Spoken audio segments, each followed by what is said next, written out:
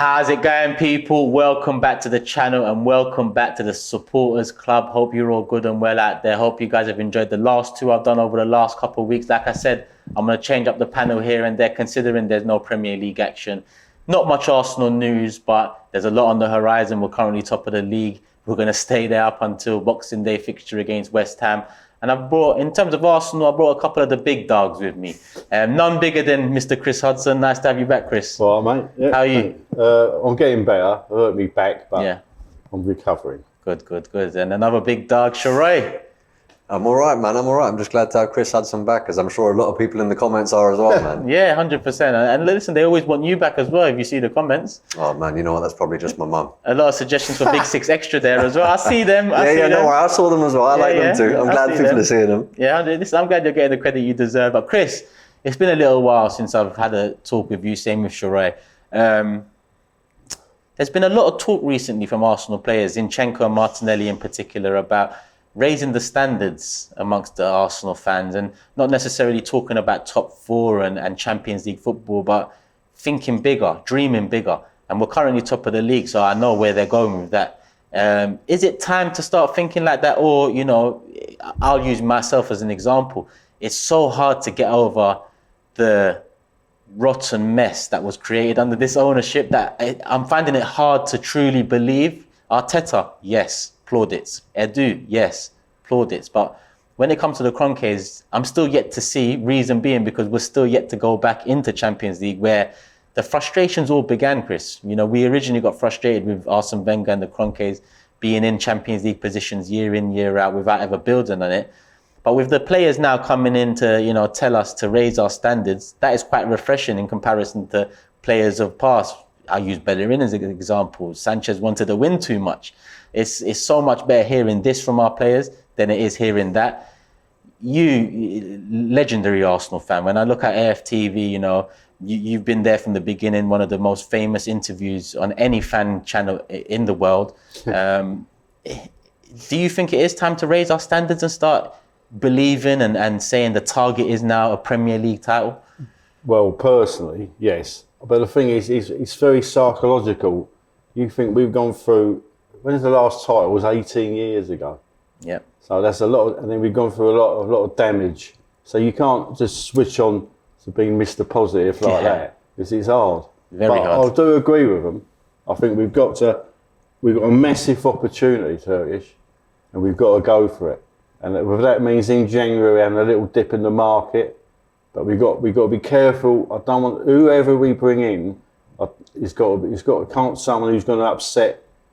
You know, the apple cart. Yeah, it's got to be someone who's going to hit the ground running. Yeah. And is going to mix with all the other players. But we got in life.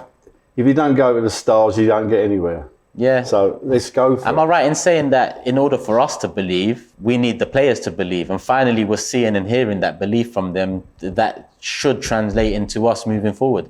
But the thing is, as I've said before, we sort of went on air, I am worried about this little lull we're having. The World Cup break. Because we've got players that are getting overplayed and you've got players that are not even playing. So both problems in their own right. And I'm hoping that Arsenal, behind the scenes, like the coaching, the people who do the medical, the brain, the psychological, they're getting their edge. How are we going to get these players back up and running? West Ham at home. Yeah. Bang, they got to go. London derby, massive.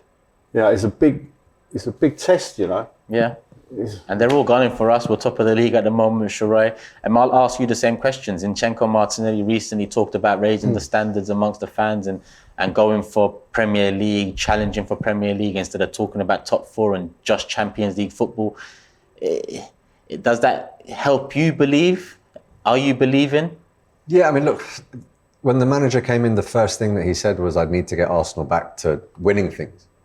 And that is, it's all well and good saying that, but I think there's a lot of talk about, well, if the fans believe, it translates to the players. But I'd go back to what you just said. When the players believe, that's when the fans can really buy into it because of the historic scars, right? And what was massive about this season, I remember we did a supporters club before we had, I think it was Tottenham, before we had Chelsea. Yeah. We had a few of those games, right? And we were talking about how many points could we get. out of those. Yeah.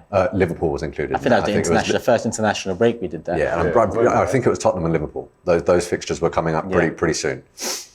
And we weren't sitting there saying that we absolutely had to win both games, but we knew that the belief that would come from not necessarily Tottenham, but beating Liverpool at least, when we hadn't even, laid a glove on them last year, would be huge. So Arteta post-match, when we beat Liverpool, a lot of the questions were, what does that do for your title ambitions? Or his immediate answer was, now the players know that they can beat teams of that level, elite teams. And once you get past that first hurdle, i.e. this is a team that was on the quadruple last year, and we beat them, what's to say that we can't go on to bigger and better things? Belief doesn't just appear. Belief comes from incremental results and performances, and it's a culture that you cultivate over months and years, right? And one of the reasons I'm noticing it now is watching the World Cup, because you're looking at world elite talent all across the pitch with many of these teams. But their performances are distinctly average from some of these teams, right? I mean, even the teams that are grinding out results. If I look at that Brazil team on paper, I'm expecting 6-7-0 every game. I'm looking at that thinking, wow. But because they don't have the amount of time that you'd have at club level with a manager, because they're not playing together as much, they can't be as regimented. They don't have that instinct of knowing where players are going to be. They haven't got that system. Yeah. And that comes with time, right? And that's what Arteta now, having been given the time, is getting. And that's why you feel like when you watch someone in an Arsenal team, they know where they need to be. They know where their counterparts are. They know what passes on. And that comes with time. So I think that's where the belief stems from. And for me now, I know it sounds cliche, but I did always believe that there was a process. I just didn't know whether he would be given the time to implement it, because I could see little signs of it. Yeah. But now I do believe that we really could kick on. Yeah, because there's been doubts, over the years, myself included, about the standards in the dressing room. So to hear Zinchenko come out and say that, to hear Martinelli come, and listen, we've all come to love Martinelli over his few years here already. A young guy, hungry, ambitious. He shows that on the pitch as well as off the pitch too. But Zinchenko coming in from a Premier League title winning side, and him being integral to a couple of those titles over the years, for him to say that, it builds a connection. I was already connected to Zinchenko because I've liked what I've saw of him coming in. He's helped the team no end in terms of what he brings from that left back position. But to hear him say that, it's about raising the standards not only around himself but us as well. And we are top of the league. We have had one of the best starts to our best start, but one of the best starts to the season. When you look at every club in the Premier League era, it's up there. Do you worry about what Chris said, Sharoi, and the lack of game time for some players and maybe the overuse of a couple others? I mean, there are a few. I'll use Martinelli as an example, right? Martinelli is a player that pretty much had to play every game up until the World Cup for Arsenal because there wasn't adequate cover on his flank. Yeah, Europa League included, yeah. Yeah, because of Smith Rowe's injury, right? But now he's gone into the Brazil fold. He's being used as a substitute. He got his first few minutes in their first game or whatever. So I don't think he's being overrun. I can't help but think that if you're training alongside Vinicius, who's in that position, if you're training alongside Neymar, even if it's only for 4 weeks or however long this World Cup's going to run, you're going to improve. Because this is no indictment of the Arsenal team, but I don't think we necessarily have people like Vinicius, right, on that flank. And one concern I've always had about these young players is they're being forced to sort of carry us through things without being able to necessarily look left and right in some positions and learn from better, more experienced players. Now you're looking at Vinicius, who's coming off one of the most wonderful club seasons you could imagine, and he's an incredibly gifted player. That should improve Martinelli. Now there are other players, like Saka, for example. I'm nervous because I think, much like with Arsenal, if England are to do well, Saka probably, in my opinion, has to play most games on that flank, and a lot has to go through him. And he's a player that gets kicked.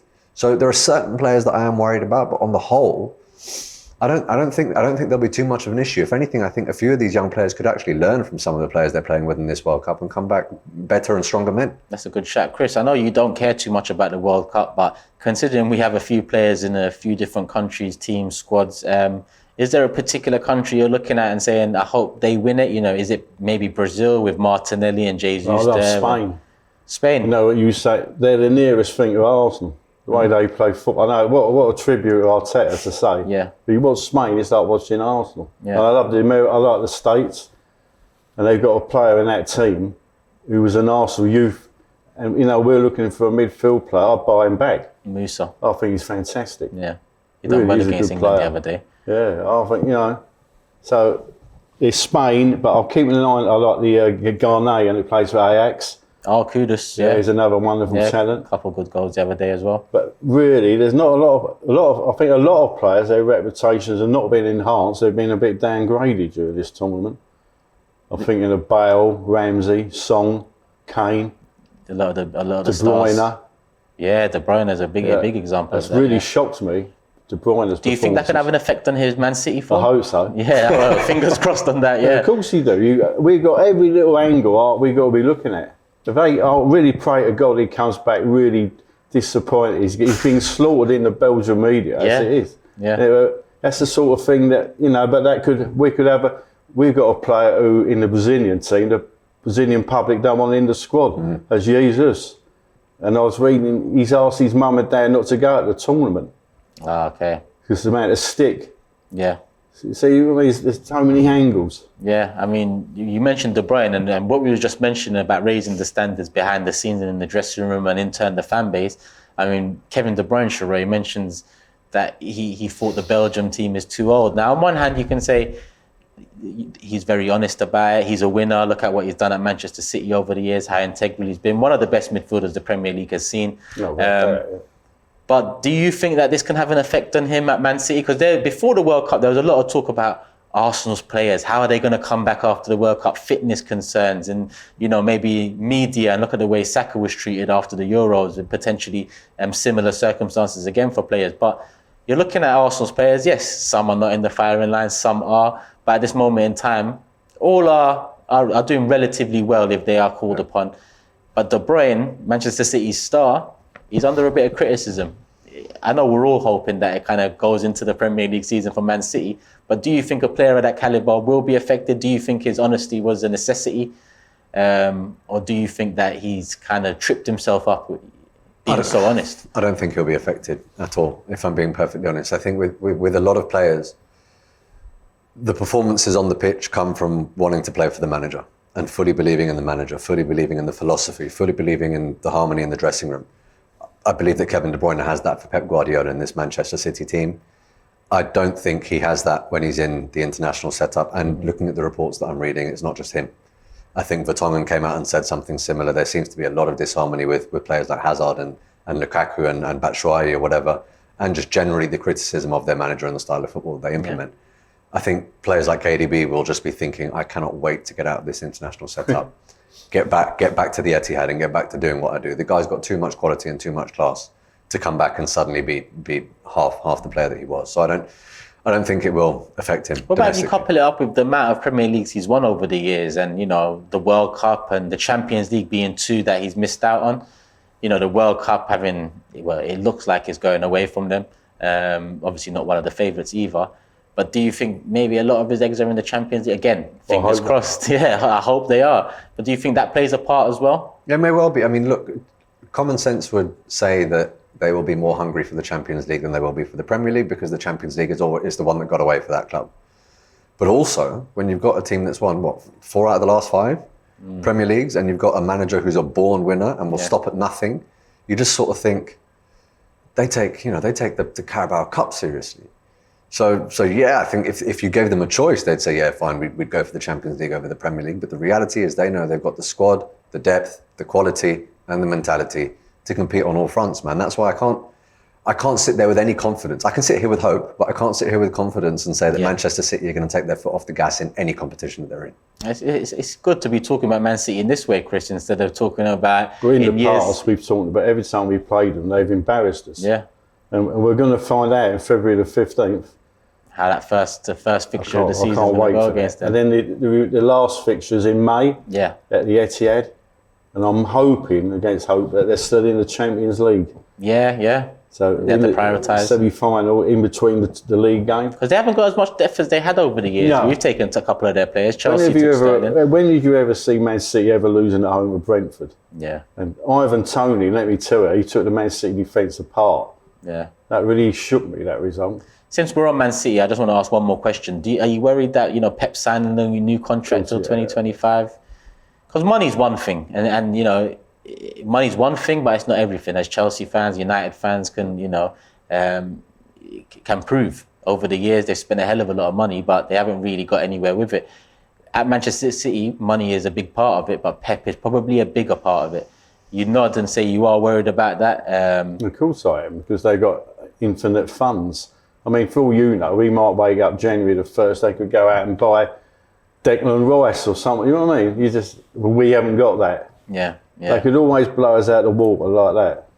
Yeah, Sheree, his new contract. Do you think that's a hindrance, or do you think that's more motivation for Mikel Arteta to prove his mentor, not wrong, but prove that he learned quite a bit off him, to say the least? I don't think Arteta's afraid of any of these managers. I think he respects them, particularly Pep.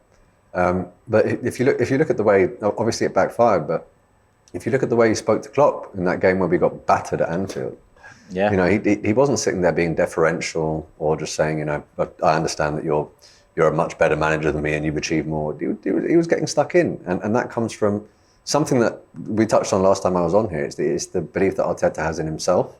So from Arteta's point of view, I don't think he cares who manages these clubs. He focuses on himself, his team, and his club. But as a fan, an outsider looking in, you don't want Pep at the helm, because he's one of the greatest, if not the greatest, to do it in this league in recent years, right? So, but I also spoke to a few people that were saying, well, okay, good that Guardiola's knocking about for a little while, because it means that eyes might be off Arteta.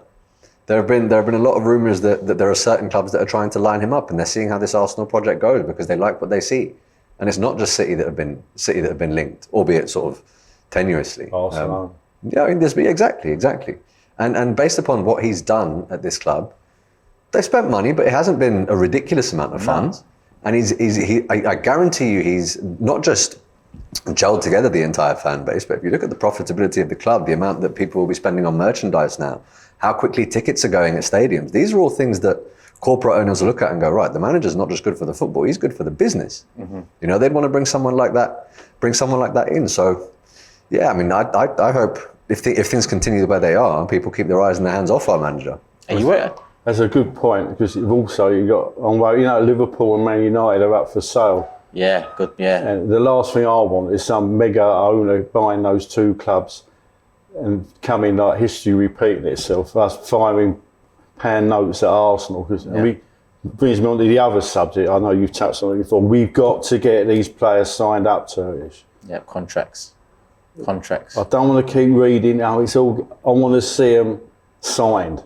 Because the more time that goes, the more power that's in their hands. And I'm not saying they're power-hungry young players, because they're not, in my opinion. Saka, Martinelli, and so forth. And I'm including Patino in that as well. Oh, yeah, you make a good point. You mentioned Patino's contract is close. In the summer. It's interesting. I'm not reading anything about him. He's having an outstanding loan period at Blackpool.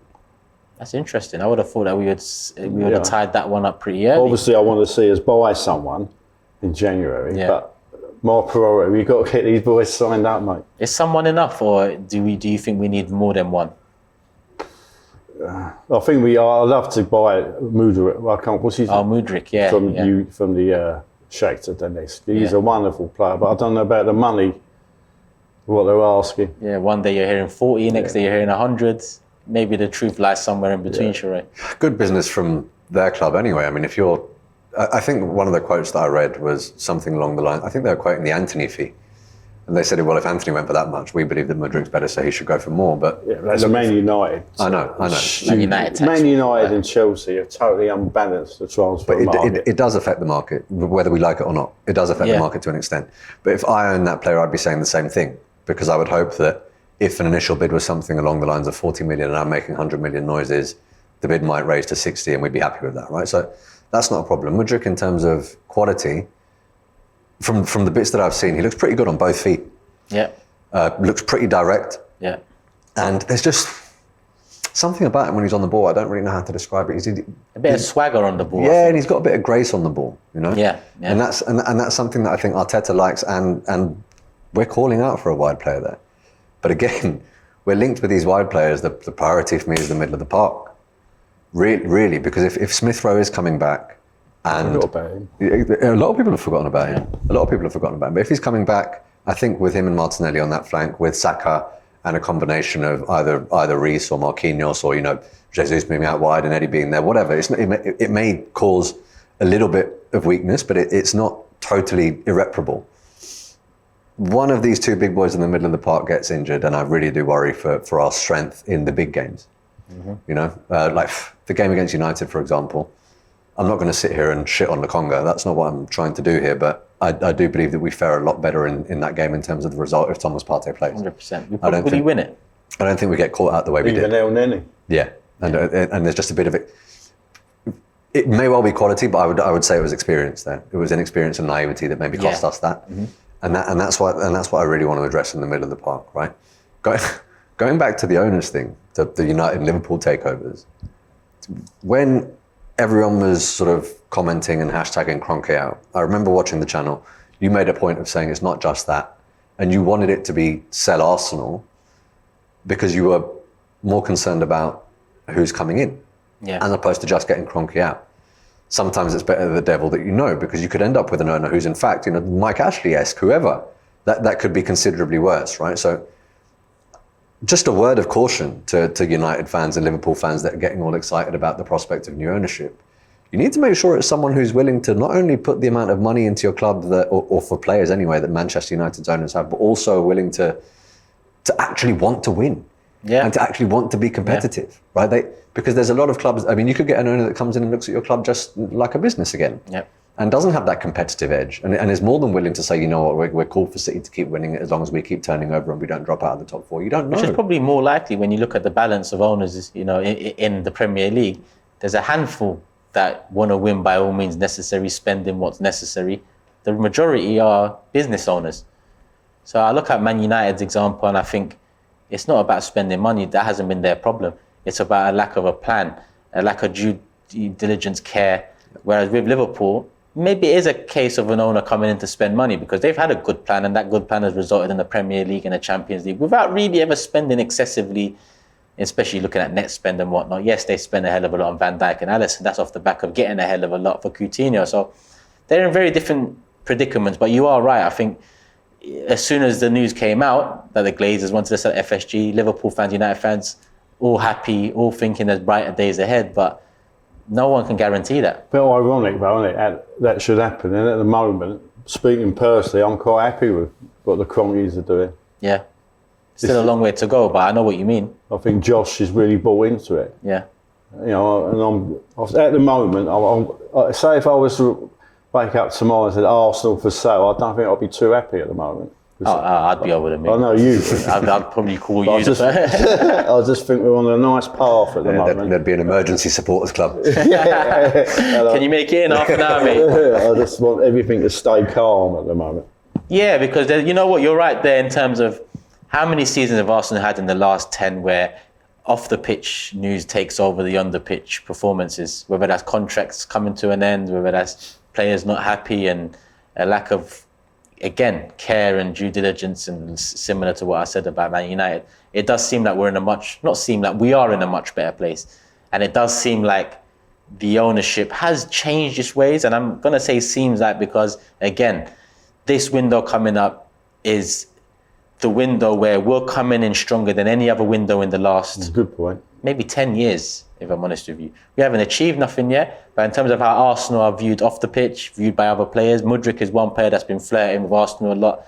Ronaldo, in his interview with Piers, mentions Arsenal when asked about teams that are... Tielemans is another one, yeah. So we are being talked about in a positive light for once. And I don't mean by fans, I mean by professionals, fellow players and so on, which can only be a good thing for us. The Cristiano one was big for me because he's a serial winner. And for him to sit there and say, I admire the way that they play football, the manager, the direction the team's heading in. I'm not sitting there and saying, because Ronaldo said it, it must be true, because I felt that way anyway. But for a serial winner from a rival team to come out, he didn't have to mention us. He didn't, no. No one asked him, what do you think about Arsenal? He volunteered that information. Yeah. And that was telling. And what you just said about we're going into this window in a good position, or a better position than we've gone into most windows. A lot of people who are listening, like me, may have just thought, okay, that's because we're going in the top of the league. But I'm actually also looking at what we need. Mm-hmm. We've gone into windows before where I'm looking at 8 first team positions That we could thinking improve on, yeah. we really need to strengthen, not just depth, we need to strengthen the first team option. Yeah. Whereas now, strengthening the first team option, if I'm being greedy, I'd probably say 2 or 3 positions. Yeah. To strengthen the first team, right? So, and I've said this before on other shows, but let's assume, let's give the Kroenkes the benefit of the doubt here, and say the 100 to 150 million window spend is going to be consistent for the next 2 or 3 windows. We had to do that 150 million for 5 or 6 players historically. Mm-hmm. If that is the kind of money they're going to consistently be putting into the club now, bearing in mind that they're going to be making a bit more money because, you know, the gate's open again. There's a lot of stuff. Yeah. They were spending that off the back of the pandemic when the gate wasn't open. True. So now if they keep spending that... And no Europe one season. Exactly. But we're now getting to the point where you could maybe spend that kind of money on 1 or 2. And that's when you start getting to the real quality that tips you over the edge and tips the balance. Yeah. And that for me is where I will suddenly have a completely different perception of the owners. If they're willing to say, we're going to give you the same amount of money, even though we know you don't need that many players, mm-hmm. that for me will breed real success. Because you are right. I mean, being greedy, 2, 3 players, but I want an 8, but an 8 that comes in wouldn't automatically take Xhaka's place. And this is coming from me, who's been very critical over the years. I want a 6, but that 6 doesn't come in and take Partey's place. I want Mudryk, but I wouldn't start him straight away either. It's about bringing players that are going to have to compete for their place. And one thing about Mudryk, and I'll lean back on him, is he mentioned, you know, having to fight for his place. He's all right with that, as long as he knows that the manager's going to give him a chance. So that bodes well for us. You mentioned that you would prioritise midfield if there was one area and one player to bring in. Would you agree, Chris? Yeah, I'll because if anything happens to Xhaka or Partey, that would really knock his stuffing out of us. Happy with the amount of goals we've got in the side? Because we're scoring goals from all angles. Yeah. You know, people have criticised Gabriel Jesus because he's not, but we're not playing with what I call a recognised number 9. He's sort of floats everywhere. Obviously, I would like to see him score some more goals, because the longer it goes, the more the media talk and yes, that's the 15th game without. I'm fed up hearing that. Yeah. But do you understand? We're not playing that sort of football where we've got to recognise Giroud up front. We've got goals coming from it. That's why we'll be a little bit like Spain. Yeah, I know what you mean. Play that sort of football. Perhaps Spain a little bit better than us. Yeah. But we do play that sort of style of football. Even with them though, I mean, I know he's not. Morata, exactly. That's exactly what I was going to say. He's not the kind of striker that we'd necessarily want to be linked to. But the minute they do bring Morata on, he poses a different threat. Mm-hmm. He's a traditional 9 in that sense, the way that he plays, right? And I think that a lot of clubs could use that. But I've always wanted this. I mean, going back, Tammy Abrahams. I'm sorry to bring him up again. I know he's having a poor season in Roma this year. I don't know why, but I like to have had that sitting on the bench. Yeah. You can't, that Giroud sort of player. Yeah. And you were saying that before he had his first season succce when he moved. Yeah, you were saying it that window. Ago now, he said it. Yeah, exactly. I'm looking at Tony as well, someone I wanted, but then he's got the betting scandal now. I think you could be. Well, we better be careful what we say there, but I think he's in a bit of trouble. Yeah, if you compare it to Trippier's case and the amount of allegations, it's not looking good for him, to say the least. Like him. So do I. Probably why he didn't make the England squad, but definitely a player in the mould who I'd like to... Ian Wright vibes I'll get off of him. Yeah, and he seems to be a character as well. Imagine him putting an Arsenal shirt on, he'd be lethal. He seems like someone who'll bet on himself. Well, I actually didn't mean that in that way. Bet on himself 232 times, ladies but and gentlemen. you know what I mean in terms of a player his ability. That's it. That's a better way to put it. That's a better way. Tony, my bad, bro. But we move into January and we hope that the club do improve on certain positions. I'd probably favour attacking position. I think I've mentioned this to you. Reason being because I think goals at the end of the day and forward players are the ones that win you a league. But there's going to be many an argument that say defensively and being solid. Well, I suppose Smith Rowe, isn't it? Because if he can come back in fully flying, he's a good player. One good thing about Smith Rowe is I'm hearing that he's close to return now. So now he can get his fitness up. There was a picture of him being a bit overweight and people talked about that. But that's what happens when a footballer can't train as much anymore. When a footballer, your body's so used to a certain lifestyle that once you have to take that step back and recuperate, recover, your body's going to react. I expect to see him against West Ham, probably on the bench, depending on how Martinelli fares off the back of the World Cup. I expect him to be raring to go. And if he can replicate the form he showed us when he first came in in the second half of the season before and score maybe, was it last season scored 10 goals? Yep. If he can bring anywhere from 8 to 10 goals, we'll be top 2 come end of the season. Easy. Vast majority of those are off the bench. Yeah. As well. So, I mean, it's not as though he only influences games when he starts. He doesn't need that much time to influence a game. And I know people keep saying it, but he has a song with Saka. Saka's been playing and contributing a hell of a lot more than him because, I mean, probably because of injury. But if you're a player with real champion mentality, you're sitting there saying, that's all good. I'll bide my time. Yeah. But when I come back, I'm going to hit hard. So I'm hoping that's the way he feels about it, you know, because he clearly has a lot of love for the club. He clearly has a lot of love for the fans, and it's reciprocated. I think he'll want to re-announce himself. Yeah, that would be perfect. Gareth Southgate said if he was fit, he'd have been in a World Cup squad. Yeah, well, it's an easy cop-out for him, isn't it? Because he's not fit. So he didn't have to make the decision. Yeah, but looking at some of the players... Is that what he said? Yeah. Yeah. It's interesting, though, because there are... He did have an England call-up. Yeah, I remember that, yeah. So I think maybe if he was fit and he played consistently, he would have been in with a shout, but... Some of Southgate's selections, not just for the squad, but for the starting 11, they really do confuse me. Let's not get into that. This ain't the England supporters club. It's Arsenal supporters club. But we'll wrap it up here, people. Hope you guys have enjoyed. Big up Sheree. Big up Chris Hudson as usual. Big up you, man. Love. But like I said, we'll rotate the guests week in, week out, leading up until the Premier League season. And then it's back to business, back to regular scheduled programming.